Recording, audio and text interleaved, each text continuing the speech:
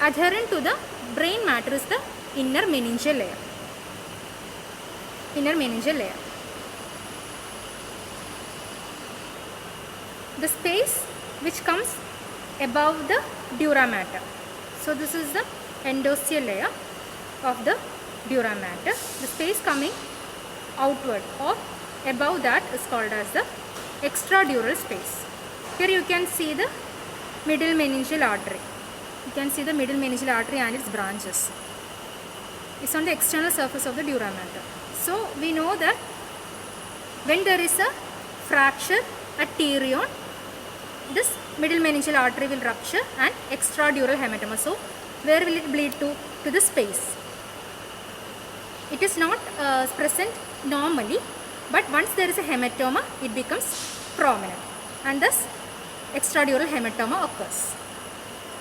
Now coming to the dural folds. The dural folds are formed by the duplication of the inner meningeal layer. So this inner meningeal layer will duplicate and forms the dural folds. You have to study the dural folds, the names of them and their attachments and the venous sinuses in each dural fold. So the dural folds are 4 in number.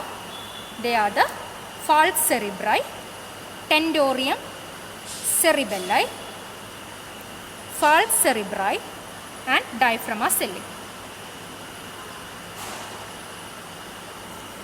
Now coming to the details of each dural fold. So the first one we talked about is falx cerebri. It lies in the median longitudinal fissure of the cerebrum. So on each surface there will be 2 cerebral hemispheres. So 2 cerebral hemispheres will come like this. Okay, and this falx cerebri is a dural fold which come between the 2 cerebral hemispheres.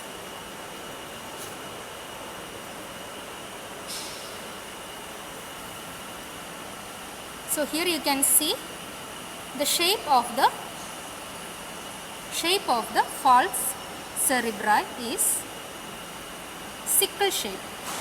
Okay, sickle shape. This is the falx cerebri. This is the extent of the falx cerebri.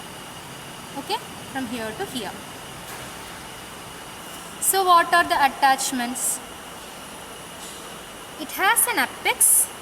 It has a base. This is the base. Okay, this is the apex. This is the base. There is a superior convex surface and an inferior concave surface or inferior concave border, superior convex border, an apex and a base.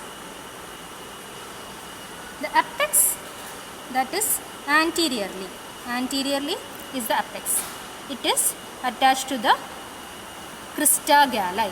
Here comes the crista galli. And what we can see here, what we are seeing here, these are the tendorium cerebelli. These are the tendorium cerebelli, which is another dural fold. So the base of the falx cerebri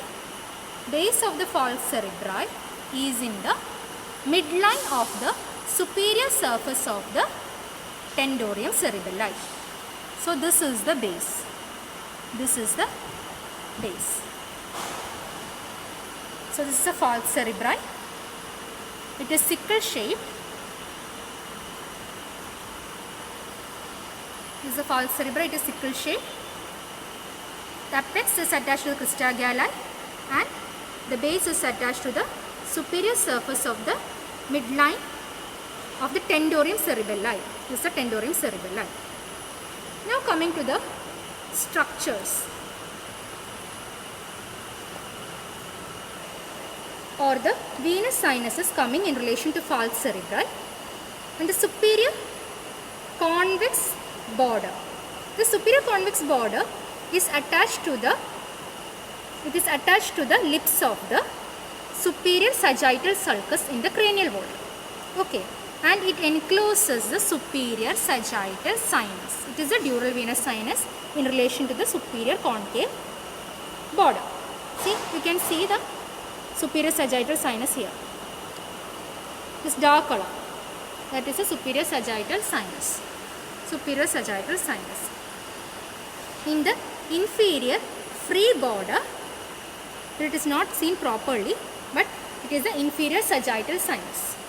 So, in the superior convex border there is a superior sagittal sinus, and inferior concave border there is a inferior sagittal sinus. At the base, that is here, this is at the base, this is the base. At the base we have the straight sinus. Superior sagittal sinus, inferior sagittal sinus and the straight sinus. And on the posterior border of the base, that is here, we can see confluence of venous sinus. It is also called as torcular hierophily. What are the contents of torcular, or which are the venous sinuses in relation to the torcular hierophily? They are the superior sagittal sinus, inferior sagittal sinus, one straight sinus and two transverse sinuses. Now coming to the tendorium cerebelli.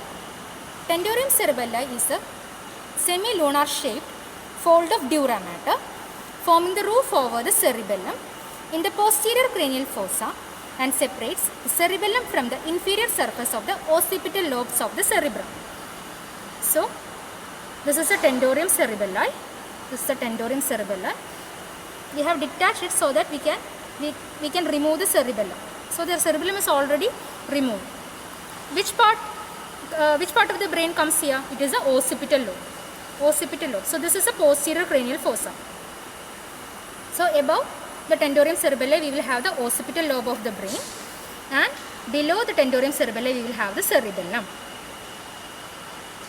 This has a posterior attached border and an anterior free border. The posterior border is attached to the internal occipital protuberance. Okay? Sorry, this is the internal occipital protuberance. So, the posterior border of the tendorium cerebelli is attached to the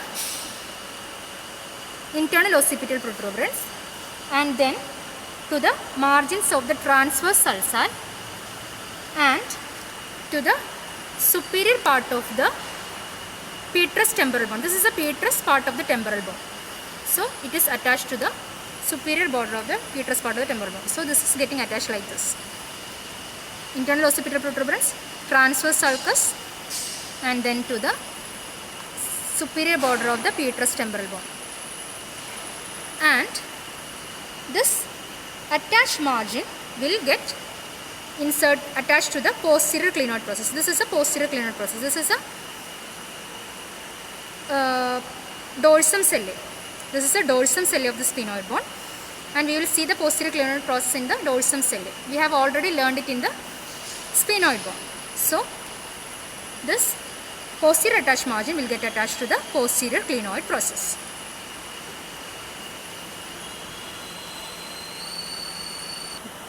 Now coming to the anterior free border. So it will be originally like this. Okay. Now coming to the anterior free border. The anterior free border will form a U-shaped gap. You can see the U-shaped gap. That is called as a tendorial notch. And through this tendorial notch, the midbrain connects with the forebrain to the hindbrain.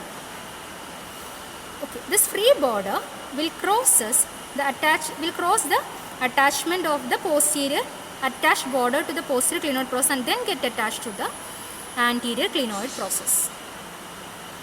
Anterior clinoid process is seen in the lesser wing, tip of the lesser wing of the sphenoid bone. Okay, so the anterior free border will cross the attachment of the posterior border and then reaches the anterior clinoid process and then gets attached. Now coming to the venous sinuses in relation to the tendorium cerebelli. So here it is attached to the transverse sulci. So there will be right and left transverse sinuses, right and left transverse sinuses will come here. Then superior petrosal sinus. We said that it is a superior part of the petrous temporal bone. Superior petrosal sinus comes there. So superior petrosal sinus is another dural venous sinus inside the tentorium cerebelli. Then the straight sinus at the superior surface. And confluence of venous sinuses in the posterior midline. Now coming to the falx cerebelli. So falx cerebelli, this is the falx cerebelli. This is the falx cerebelli. Okay. It is a small sickle-shaped dural fold and is present in the posterior cerebellar notch between the two cerebellar hemispheres.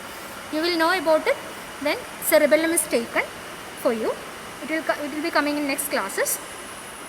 So you have to know that the falx cerebelli is attached in the or is present in the posterior cerebellar notch between the two cerebellar hemispheres. The apex is attached to the Vermian fossa in the foramen magnum, and the base is attached to the inferior surface of the tentorium cerebelli. So this is the tentorium cerebelli. So coming again to the attachments, we have removed it like this. This is tentorium cerebelli. Okay. So this dural fold is the falx cerebelli. Its apex is attached to the Vermian fossa at the foramen magnum, and the base is attached to the inferior surface of the tentorium cerebelli. This is the tentorium cerebelli. To the inferior surface of the tentorium cerebelli, the base is attached. And the anterior border is concave and free, and the posterior border is convex and is attached to the internal occipital crust. So here we can see it.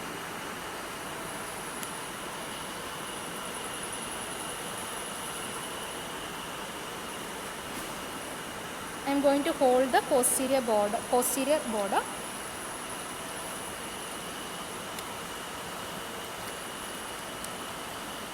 It is attached to the, so you can see it moving. This is the internal occipital crust. So that is the attachment of the falx cerebelli. Now the venous sinuses in relation to the falx cerebri is occipital sinus between two layers. So in between these two layers we will be having occipital sinus and confluence of sinuses at the base. Now coming to the fourth dural fold, that is the diaphragma sellae. Diaphragma sellae is a quadrangular sheet of dura mater. It's a quadrangular sheet of dura mater which stretches across the sella turcica. So we have seen in the sphenoid bone that the tuberculum sellae, dorsum sellae and the hypophyseal fossa, the whole thing. So this is the hypophyseal fossa where the pituitary gland will be situated. The whole thing form the sella turcica. So this sheet of dural fold which stretches across it, okay, that is the diaphragma sellae. This is the diaphragma sellae. So what are its attachment? Posteriorly it is attached to the posterior clinoid process. Anteriorly it is attached to the anterior clinoid process. And in the anterior border there will be anterior intercavernous sinus, and on the posterior border there will be posterior intercavernous sinus. This area where it is pierced by infundibular stalk of the pituitary gland, we can see it here. Okay. So that's all about the dural folds. I will summarize. There are 4 dural folds.